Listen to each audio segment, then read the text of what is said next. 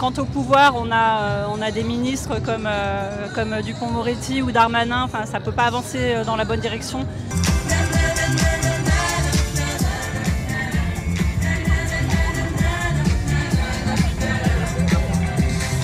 sont en première ligne de la violence des oppressions coloniales.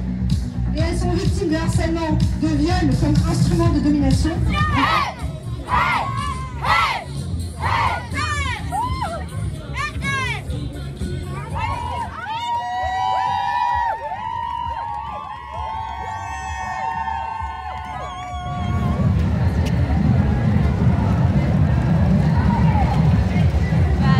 Que malgré le gouvernement qu'on a qui nous aide pas beaucoup, ça s'essouffle pas.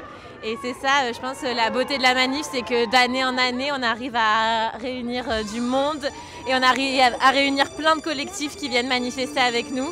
Et je pense qu'on n'est pas prête de se taire.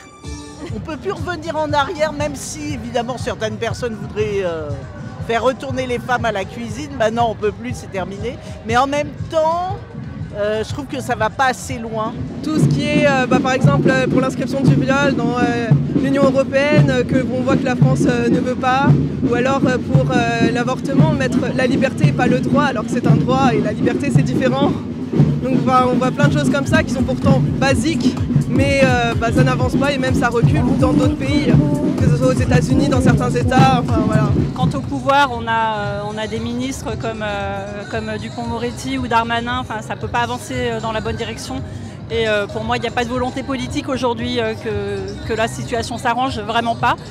Quand on voit voilà, les pourcentages de plaintes qui aboutissent pas, enfin, c'est consternant. On n'est qu'au début et il faut que ça continue de dire qu'on n'en peut plus de tout ça, quoi. Éduquer ces garçons, c'est aussi la clé parce que c'est les hommes de demain.